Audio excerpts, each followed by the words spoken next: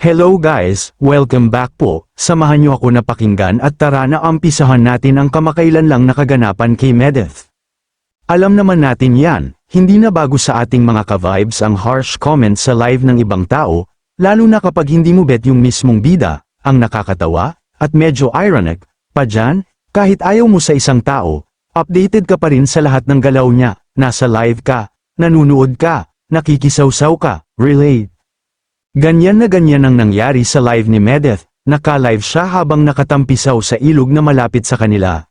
Chill lang, masaya, kwentuhan kasama ang mga kapwa mommies, walang kaarte-arte, simpleng bonding lang, pero syempre, hindi mawawala ang mga comments na may halong lay at pambubuli.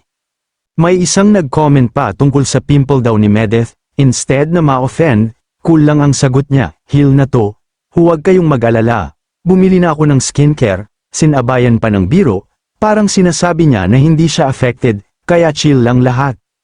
Dagdag pa ni Medeth bumili na daw siya ng skincare niya tapos pinaiyak pa din daw siya.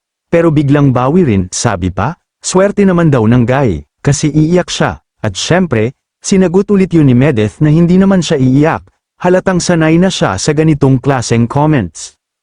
Hindi pa doon natapos, may nag-comment pa tungkol sa ngipin niya, dati raw sungki, ngayon hindi na. Sinabi pa na zirconium na raw ang ipin niya. Tapos may pahabol pa na, babalo, buti na lang, nandyan si Mama Jinky, mabilis sumagot na hindi raw babalo.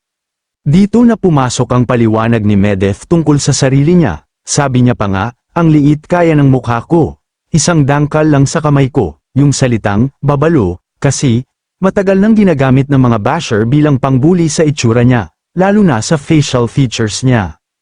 Sa totoo lang, may jawline kasi si Medeth, kaya para sa iba, madaling pintasan at gawing katatawanan. Pero kung iisipin mo, iba-iba talaga ang hulma ng mukha ng bawat tao, at hindi dapat gawing basehan yun para manglait o mangbuli. Sa kabuuan, makikita mo rito kung paano normal na lang sa social media ang pambubuli, lalo na sa live videos. Pero ang maganda kay Medeth, hindi siya nagpapatalo sa negativity, kaya niyang sagutin ng biro, ng tapang, at minsan ng dedma, isa siyang patunay na kahit may bashers, tuloy pa rin ang saya at pagiging totoo sa sarili.